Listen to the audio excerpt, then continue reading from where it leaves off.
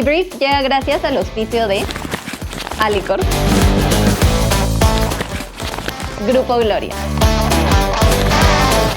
Mi gentita marquetera, qué emoción poder al fin anunciar el lanzamiento de Debrief. En verdad seguramente ya me conocen por TikTok, por Instagram, pero como que sentía que faltaba un formato un poco más largo en donde podamos profundizar más sobre temas súper interesantes que entre un minuto y medio como que no les hace tanta justicia. Esto nació porque muchas veces me preguntan de dónde saco tanta información, cómo me enteré, y la verdad que las mejores enseñanzas marqueteras han nacido de conversaciones con gente que está en la cancha y se dedica al marketing, así que creo que era momento de poder compartir estas conversaciones con ustedes.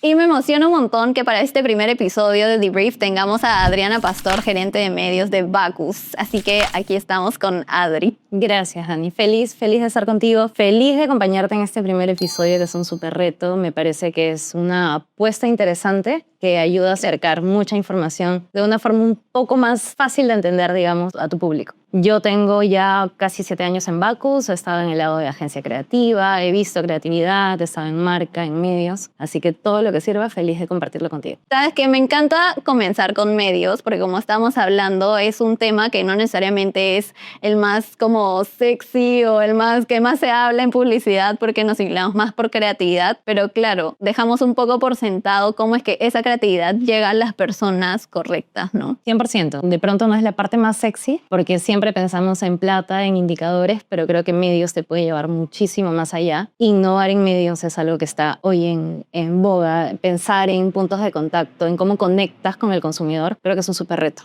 ¿Cómo así decidiste especializarte en medios? Debo confesar que quizá no haya sido un área en la que pensé de primera, porque de hecho yo empecé en agencia creativa. Entonces, agencia creativa y mundo corporativo son un poco diferentes, digamos. La creatividad me encanta. ¿Y en la agencia qué puesto tenías? Yo estaba en cuentas. Wow, yo también estuve en cuentas. Sí. Es difícil porque finalmente algo que pasa cuando estás en cuentas es que terminas orquestando un poco de todo lo que pasa. Entonces es retador, y a mí la agencia creativa me enseñó no solo a apasionarme con las ideas, que de pronto es uno de los errores más comunes que tenemos, sino a tener curiosidad por qué esas ideas llegan a la vida. Y cuando entro a Bacus, entro también a Draftline, que es la agencia in-house. Y cuando empiezas a ver cómo haces un perfil más robusto, al menos lo que a mí me pasó es que tenía curiosidad por aprender muchas más cosas. Entonces, ya había estado en agencia creativa, paso por el lado de marcas también. Estuve viendo Pilsen, que es un marcón hermoso. Y luego se abre la oportunidad en medios y digo, esta otra parte, a ver, ¿cómo va a ver? Y hoy estoy acá y es, yo creo que una de las áreas que más me gusta, en las que me he podido desarrollar un montón y que me da una visión mucho más integral. No ver solo una marca, ver el portafolio completo, tener la responsabilidad de ejecutar la estrategia de comunicación es lo máximo. Muy satisfactorio. Sí, y cada vez es un área que toma más relevancia porque ves medios, pero hoy también tenemos creadores de contenidos, influencers. Dentro del scope entra todo el tema de responding y listening en el scope que tenemos. Entonces terminas teniendo una visión más integral fuera de pensar en medios y la compra y eso. Entonces, digamos que la oportunidad se fue presentando y fluyó. Agarra las oportunidades que tengas, agárralas. Adri, hoy día tenemos una dinámica muy amena para hacer un recap de la historia de la publicidad. Y la dinámica se llama Adivina sin preguntarle a ChatGPT. Aquí tienes tus preguntas. Aquí tienes tus preguntas. Estas son mis preguntas. Yo te voy a hacer una pregunta y tú me haces una pregunta y así hasta que acabemos las que tenemos. La primera pregunta es, ¿en qué año apareció el primer banner publicitario en Internet? Opción 1, 1989. Opción 2, 1994. Opción 3, 2001. Puede ser capciosa y parece que suena hace mucho, ¿no? Pero en realidad yo me inclinaría hacia 1994. Había leído un poquito de esto y yo creo que 1994 es. Pues la respuesta es correcta, gente. De hecho, yo también estaba averiguando un poquito y resulta que es de AT&T. Pero lo que más me sorprendió de esto es que tuvo 44% de click-through rate. Hoy llegar a un 0.1, un 0.2 es un sueño. Imposible, sí. Es un sueño y es un montón. Sí. Y en realidad a veces nos preguntamos por qué es que pasa eso o cómo podemos llevar las métricas más allá. Y yo creo que hay algo que perdemos de vista y es que muchas veces la comunicación pasa como parte del paisaje. Entonces, seguramente cuando tú entras a una web ya sabes dónde encuentras el banner encabezado, dónde encuentras los laterales y el cerebro automáticamente bloquea esa parte. Entonces, eso es algo con lo que hay que luchar mucho desde la ejecución del punto de contacto, que a mí me parece súper interesante. Y otra cosa es, bueno, 44% cuando eres el único anuncio en una web. Claro, eran los inicios. Claro. Era la novedad. Ahora pues te enfrentas a un montón de anuncios. Entonces tienes a marcas impactándote con muchos mensajes. Todo el tiempo. Todo el tiempo. Entonces esa saturación es cómo es que le sacas la vuelta. Un ejemplo que me parece como súper atractivo es Yape. Yape como plataforma. Tiene sus banners. Tiene banners, pero es diferente porque digamos que conoce el journey del consumidor. Sí. Entonces, si sabes que abres la aplicación, te aparece un pop-up. Si estás comprando, saben que estás almorzando y estás pagando, el banner que te aparece es de compra tus entradas al cine. Sí, y cuando yapeas, le tomas screenshot a tu yapeo y ahí abajo hay un banner. O sea, para mí ese banner ha sido... O sea, literalmente es publicidad gratis. Sí. Compartes tu screenshot con el banner ahí. Saben en qué momento impactarte y creo que ese es el gran diferencial de entre solamente publicitar y estar en... Y entender. Entender, Tal cual. Ahora toca la segunda pregunta. Ok, a ver. Tengo miedo, no he estudiado. ¿Cuál fue el primer producto anunciado en televisión en el mundo? ¿Un carro? ¿Ya? ¿Un reloj? ¿O un jabón? Estoy entre el carro y el reloj. Yo creo que puede ser el carro. No. Oh, rayos, no estudié. En realidad, yo también hubiera pensado en el carro porque piensas en inversiones más grandes. Ajá, exacto. Pero no, es un reloj y de hecho fue Bulova. Oh, wow. Y lo curioso es que este anuncio duró 10 segundos. Es lo caso, ¿no? Porque finalmente a veces nosotros desde medios peleamos mucho con menos segundaje y los creativos pelean por más. Pero un reloj interesante. Claro, un reloj caro también. Bueno, sí, un poco bastante caro, ¿no? La tercera pregunta es, que está alineada justo a la pregunta anterior. ¿Cuánto crees que costó ese comercial? ¿$9, $499 o $1.50? O sea, considerando la inflación y todo, no es. Mira, yo creo que 499. Yo también hubiera ido por esa opción, la verdad, ¿eh? Porque pensar como la tele la primera vez, carísimo, pero en verdad costó $9. Qué locura. O sea, es súper poquito. Es súper poquito. O sea, considerando igual, como decía, la inflación y todo, no hace match con los precios de hoy. Cómo ha evolucionado los medios. Y de verdad te pones a pensar en estos montos y sería increíble que hoy poner un spot cueste eso. Algo que yo leía que me parecía interesante de este primer anuncio de tele es que pautear en tele era ilegal en ese entonces. Cuando se lanza este primer anuncio, era ilegal pautear en tele. Entonces, el mismo día que se levanta la ley, ahí es donde dicen, ok, entra Bulova porque estaba en cola y entró primerito y su anuncio ya lo tenía listo, que el anuncio es bastante curioso, pero era un mapita con el reloj. Bueno, creo que tienes la última pregunta. Tenía que traer una pregunta relacionada a mi categoría. Así es. ¿Cuándo fue que Pilsen hizo su último rebranding? ¿2018, 2022 o 2020? Creo que esta sí la sé, porque averigüé bastante sobre el tema en su momento. Y fue en el 2000, yo estaba en la universidad, sí, en el 2020. Es verdad. Yeah. ¿Y qué te pareció ese rebranding? En verdad me pareció súper chévere. Creo que era necesario, porque las marcas, al igual que los medios, como ahorita vamos a conversar, también tienen que innovarse, ir adaptándose a estos nuevos públicos para sobrevivir. Sí, eso es súper interesante y creo que el rebranding solo no hubiera tenido el impacto que tenía si no cambiaban su positioning también. O sea, Pilsen hizo, y yo creo que la clave del éxito de Pilsen, la consistencia del territorio. O sea, hablarte tantos años de lo mismo, genuinamente te da un diferencial y construyes una marca. Entonces ya cuando eso lo acompañas de un rebranding, de un lanzamiento de un nuevo BBI, todo tiene sentido. Es bonito ver una marca que se ha desarrollado en el tiempo y que tiene buenos resultados a raíz de eso, ¿no? Sí. Así que inviertan en branding, gente. Importante inversión en branding. Y justo que estamos hablando de innovación de las marcas y que se tienen que mantener actualizadas para sobrevivir, últimamente también hemos estado viendo mucha innovación en medios. ¿Qué nos puedes contar de eso, ya que es tu día a día? De hecho, ya ves que medios también tienen su parte sexy. Así es la parte de innovación. Algo que a mí me pasa mucho es que ese ha sido un challenge siempre para medios. Pensamos que la creatividad tiene que venir desde el equipo creativo, desde las agencias, y realmente en medios también se puede innovar. Y a veces tenemos el erróneo pensamiento de que, pucha, no se crean nuevas plataformas, no hay nuevos formatos, y esa no es la única forma de innovar. Yo creo que algo que a nosotros nos ha ayudado un montón es conocer los puntos de contacto y ver estas formas disruptivas de ejecutarlos también. Pensar fuera de la caja. Entonces, por ejemplo, hoy pensar en una tienda de un Tambo, un Ox, y que esas tiendas las veas brandeadas de Pilsen. Esas tiendas existían sin la marca y hoy existen con las marcas. Debes haber visto algunas. Sí, las tiendas insignes, claro que sí. Son hermosas, sí, y en realidad son puntos de contacto que terminas adueñándote. Para una categoría como la nuestra sí es complicado, porque ser bebidas alcohólicas tiene es difícil, restricciones, sí, me imagino. Un montón. Entonces, cosas que a mí me encantan pensar, por ejemplo, me invento Atu Metropolitano. Metropolitano para comunicación y para publicidad ha estado cerrado mucho tiempo. Y hoy nosotros tuvimos una campaña en Metropolitano, pusimos presencia de marca, trial de cerveza en Metropolitano, lo que es súper interesante. Entonces, es buscárselas, o sea, es ser curioso. Yo creo que ese es el principal diferencial de un equipo que genuinamente busca innovación. ¿Y cuál sería como tu recomendación para encontrar esta innovación? Mira, yo creo que a veces desde medios somos un poco más parametrados en ver costo-eficiencia.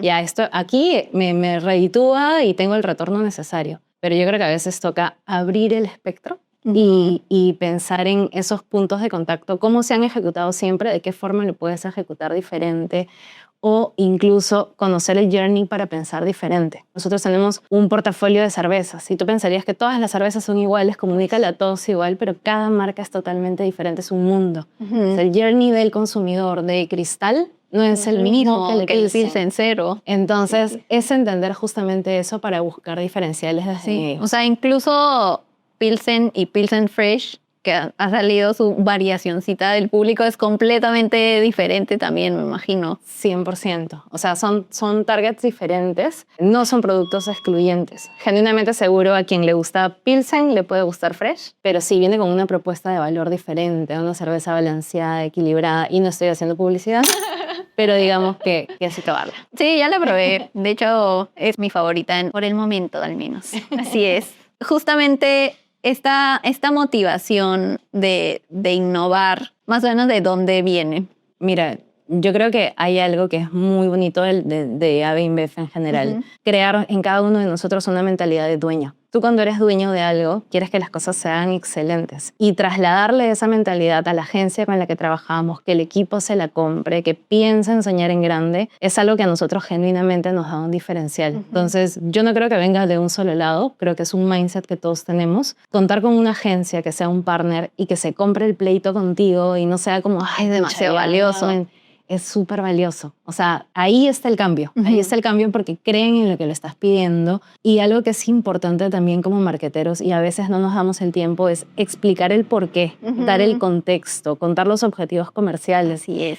Y todo eso que a veces pasa con, oye, trae más innovación, pero si le explicas todo lo que está atrás, ellos se compran el pleito contigo, se ponen la camiseta y traen cosas diferentes. Ese trabajo con la agencia creo que es súper importante y, como dijiste, exactamente verla como, no como un proveedor, sino como un socio, un partner estratégico en todas las campañas. Y hablando de esto, ¿cuáles crees que son como los no negociables dentro de un brief?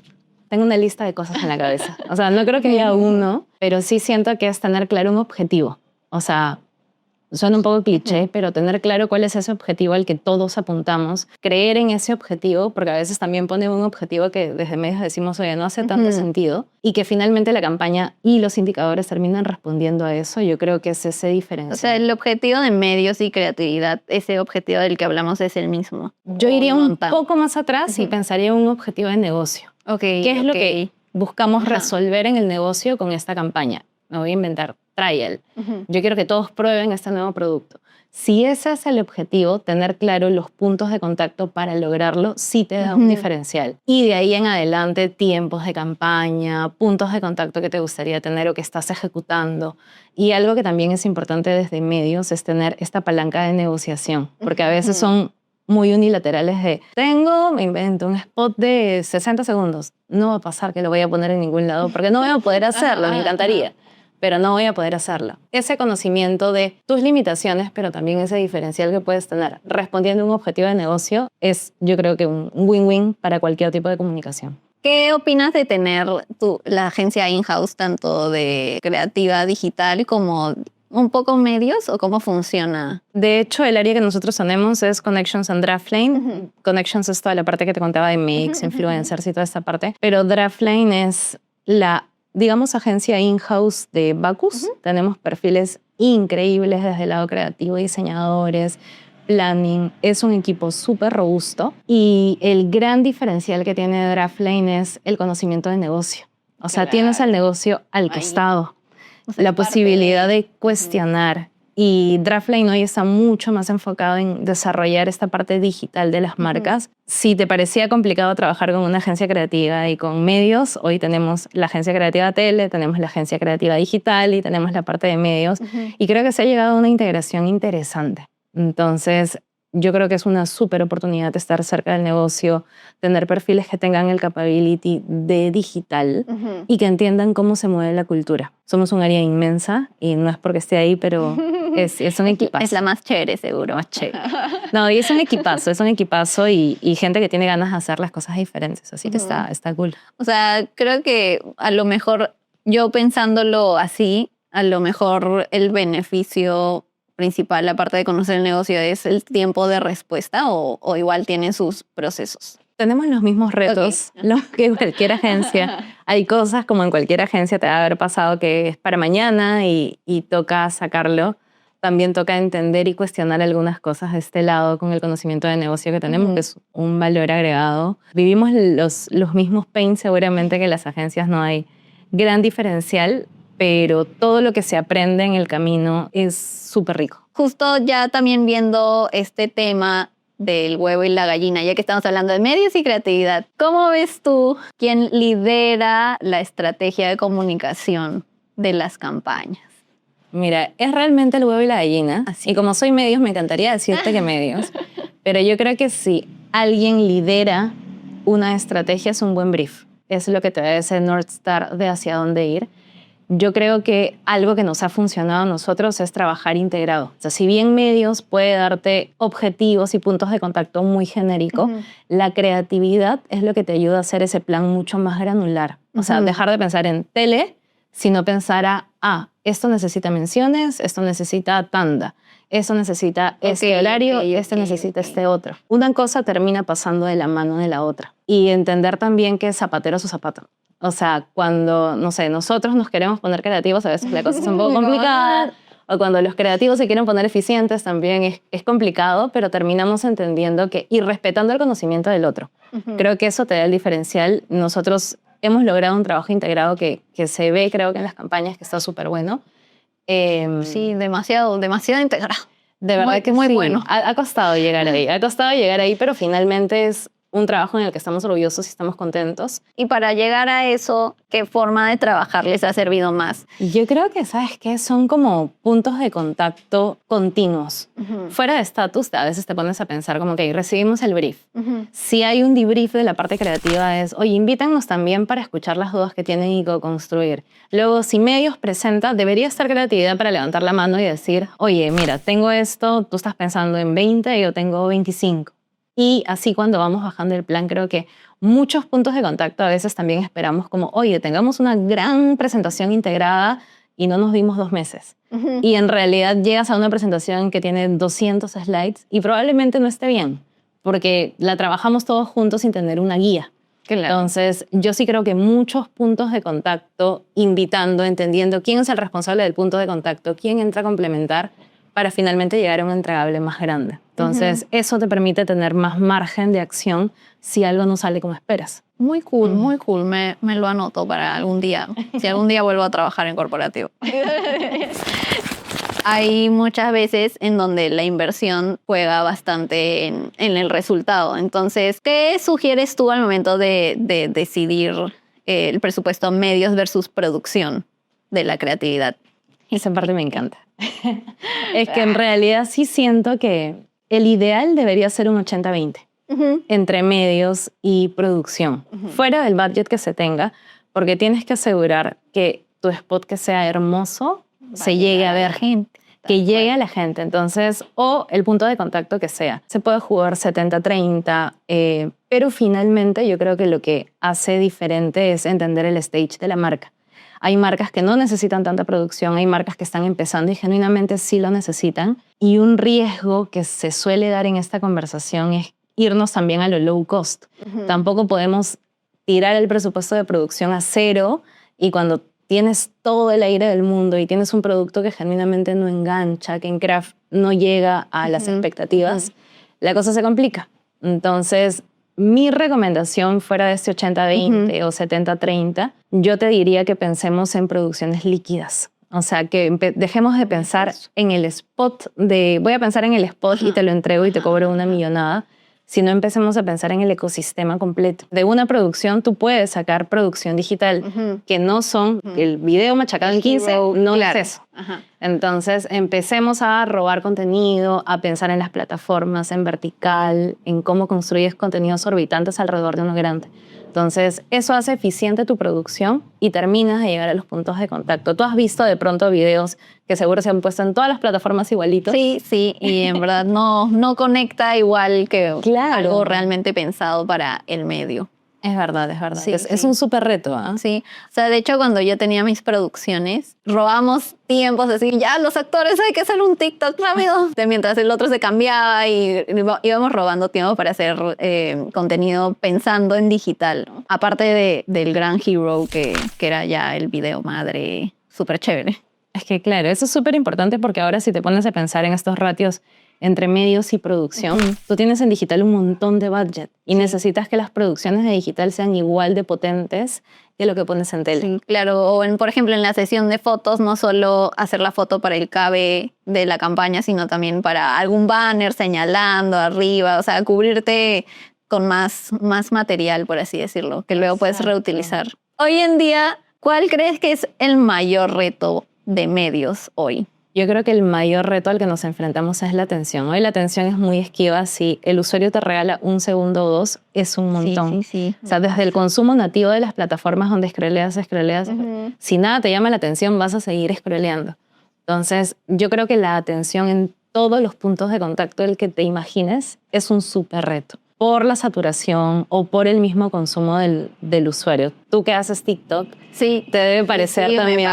Me pasa todo el tiempo. O sea, siempre tengo que pensar como en formas de, o sea, está el hook inicial para capturar la atención al inicio, pero también tienes que ir pensando en qué otras cosas vas poniendo a lo largo del video para que lo vean hasta el final. Sobre todo si es un video largo de 1 minuto y medio, ¿no? Claro. Que ya se considera largo. Entonces, la atención hoy en día es súper escasa.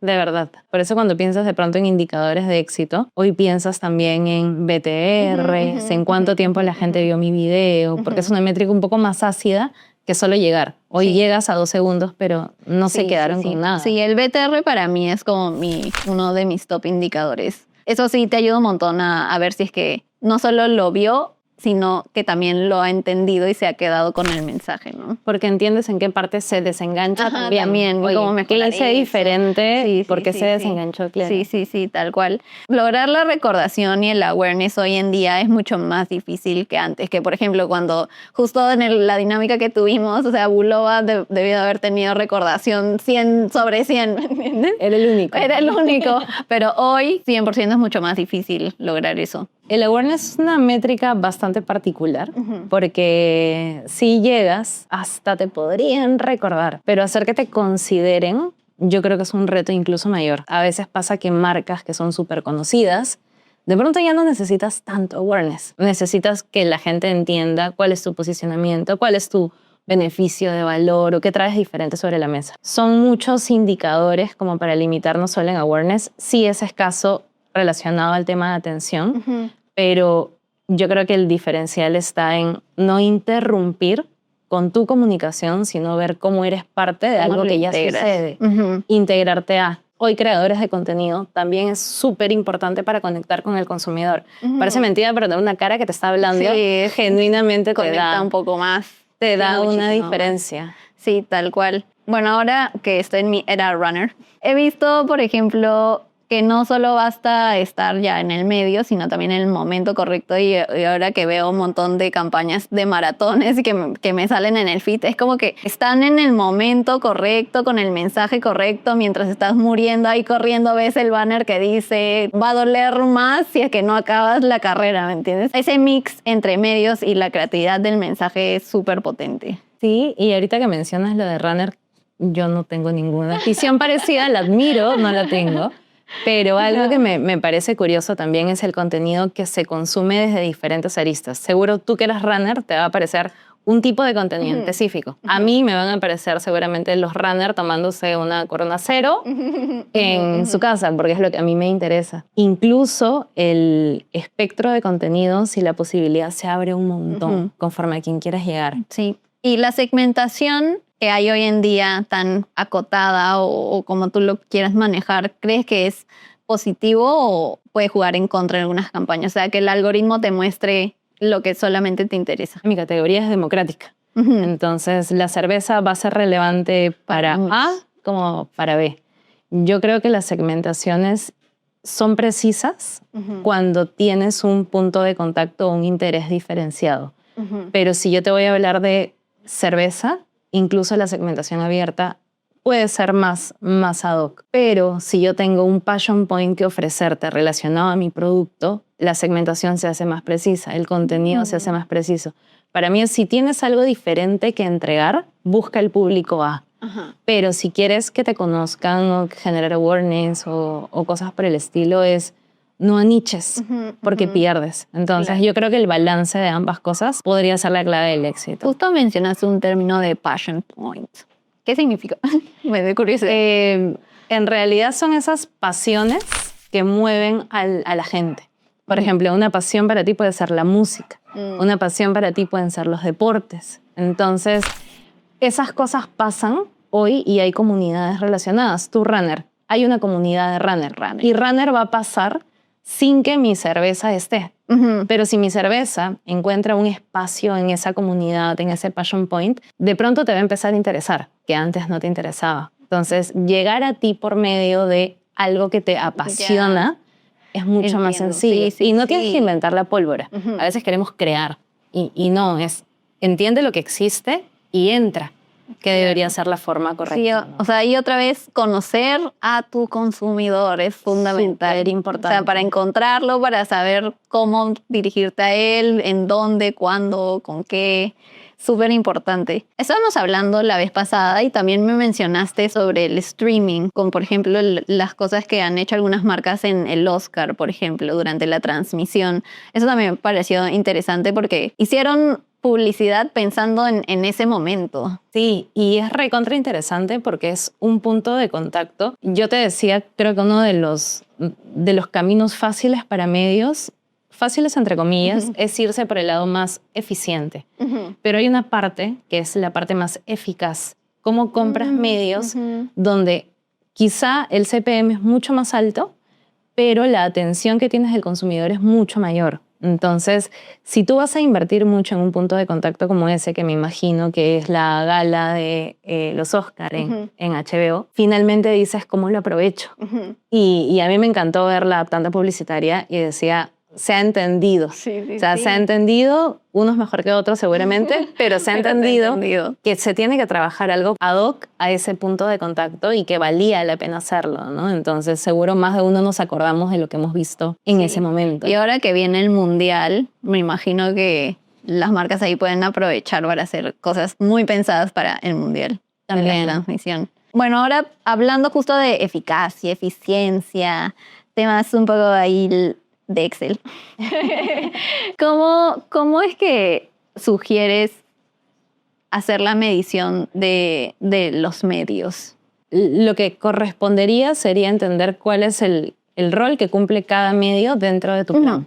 Entonces, una vez que entiendes el rol, eres capaz de setear objetivos y setear targets. Mi invitación es, dejemos de pensar en CPM. Pensémoslo porque es importante para medir eficiencia también, pero empecemos a pensar en todas esas cosas que te mueven los BTR, que hace que la gente se enganche. que incrementa interaction rate, que reta un poco más y es un poco más ácido con se entendió mi campaña, la vieron, me asociaron.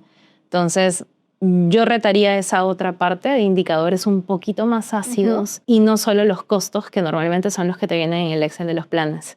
Entonces, es un trabajo en conjunto porque siempre vamos a buscar eficiencia, somos medios y tenemos que cuidar la plata porque es nuestra plata, pero también estamos abiertos a retarnos creativamente. Se habla mucho de que ATL se le está bajando un poco, que ya no es tan eficiente como antes, que hay otras opciones. ¿Qué nos puedes contar sobre ese punto?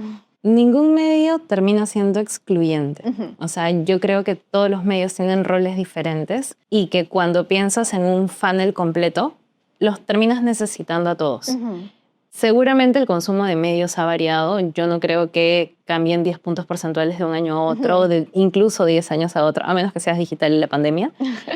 Pero sí siento que los medios siguen siendo relevantes. A veces tenemos el sesgo de, ay, pero es que yo no veo tele. Pero eso no quiere decir que genuinamente el target no lo haga. Y ahí es donde entra la data para sustentar algunos puntos de contacto que sí son relevantes. Radios locales, televisión. Y como marketeros es recontra importante quitarnos los sesgos de qué es lo que tú consumes, que crees que todos tus consumidores lo hacen igual. Yo creo fielmente en una buena estrategia de funnel completo. Los pesos pueden variar según la necesidad, pero un funnel completo, roles claros, y si tienes la oportunidad de abrir todos los medios, hazlo. Porque hoy no puedes excluir puntos de contacto en tu estrategia. O sea, si tienes la posibilidad, yo te hablaba tanto de la atención, que es difícil es llegar.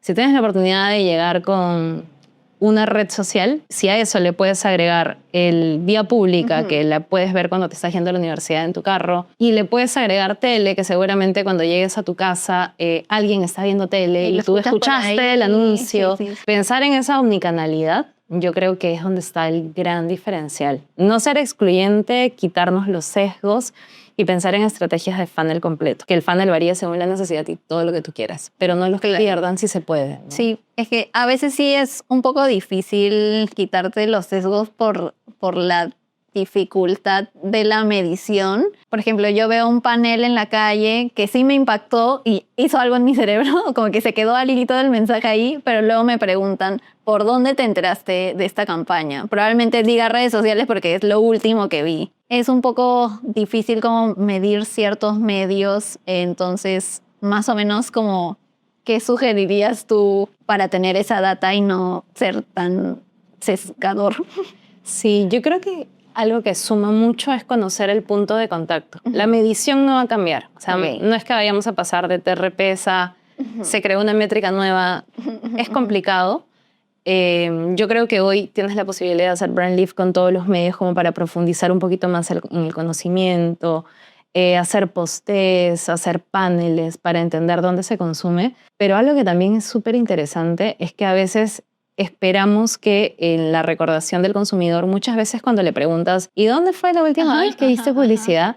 Te van a decir en la bodega o en la tienda. No te alarmes porque finalmente es, oye, hay dos aristas para estar en la mente del consumidor. La parte del mental availability, que es lo que nosotros hacemos como marketing, y la parte del physical availability, estar en el punto de contacto y estar bien. Si la bodega tiene buenos afiches, buenos jaladores, tienes equipos de frío y está súper bien implementada, terminas complementando la estrategia más allá de quién lo trajo al punto. Entonces seguramente va a decir, yo me acuerdo de la bodega tal que vi tal afiche, pero seguramente vía pública le impactó camino a la bodega antes. Exacto. Y por eso lo vio. Y esa atribución es complicada. Es súper complicada. Pero finalmente es un todo que se construye con dos palancas súper potentes.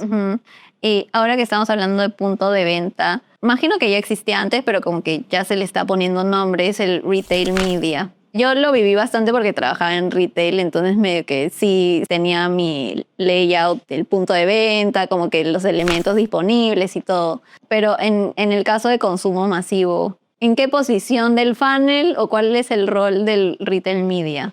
Es diferente de ver pensando en la categoría, porque digamos que el retail media, el beneficio que tiene es que te acerca a la compra, como que estás ahí, compras. Estás ahí. Pero si te pones a pensar en la categoría en la que manejo, es el grueso de mi compra no necesariamente está en estas plataformas.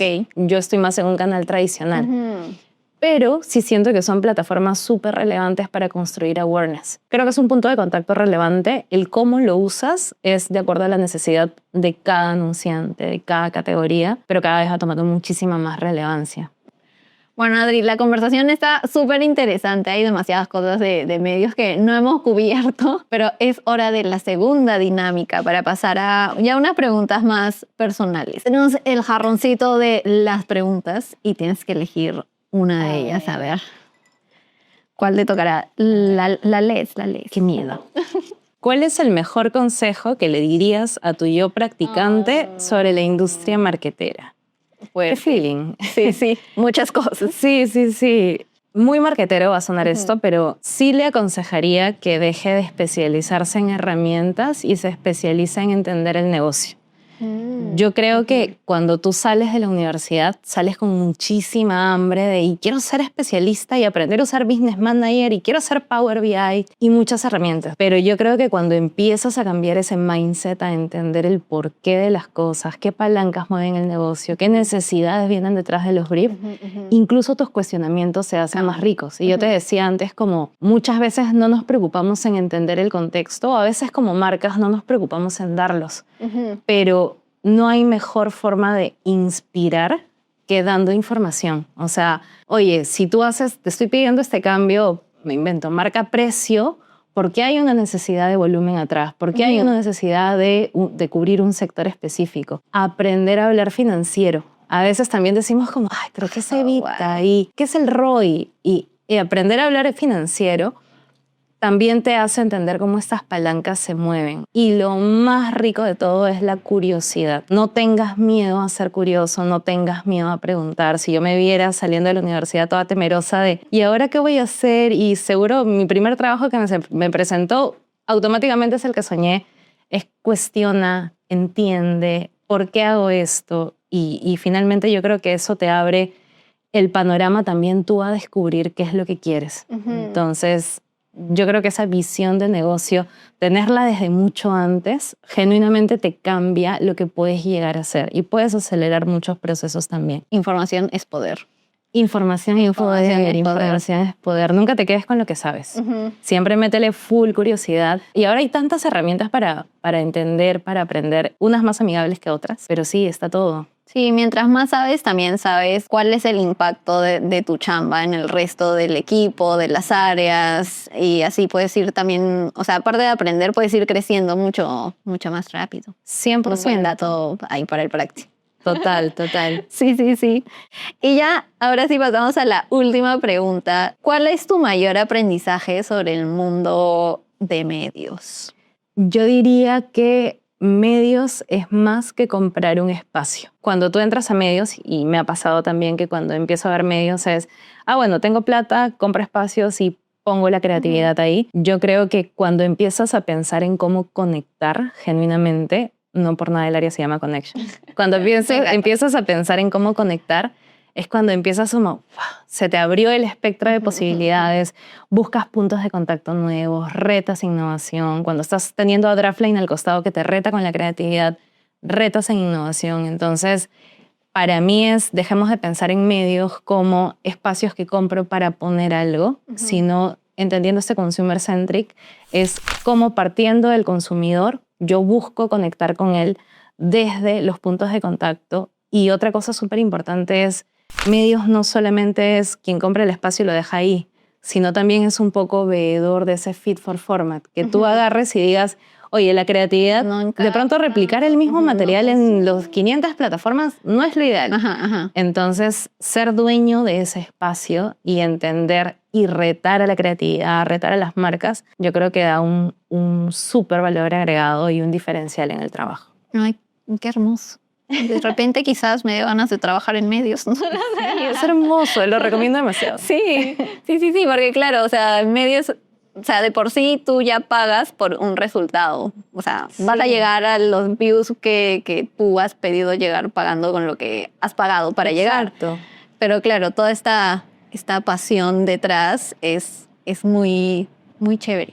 Sí, es bonito. O sea, yo creo que nace de cada perfil, nace de los mismos retos que uno mismo se ponga y tú puedes llevar tu trabajo hasta donde quieras llevarlo. Y yo creo que aplica a cualquier carrera, a cualquier cosa que hagas en la vida. Y ese es el principal valor agregado. Ay, qué hermoso. De repente medio se puso sexy otra vez. Lo es. Sí, lo es. Nada, Adri, en verdad, gracias por tu tiempo, por tu conocimiento para toda la comunidad. Me ha encantado poder hablar contigo sobre este tema. Se nota que te encanta lo que haces y eso es lo que justamente quería transmitirle a la comunidad nuevamente.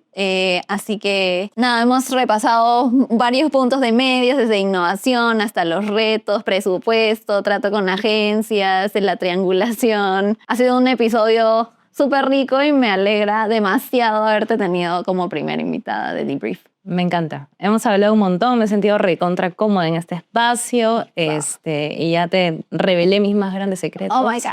Así que espero que les sirva y nada, aquí estamos. Listo. Gracias, Adri. Bueno, mi gentita marquetera, espero que les haya encantado este episodio tanto como a mí. No se olviden de que nos pueden seguir en nuestras redes sociales, suscribirse y dejen en los comentarios de qué temas les gustaría que conversemos en los siguientes episodios. Soy Donica y nos vemos en el siguiente episodio de Debrief.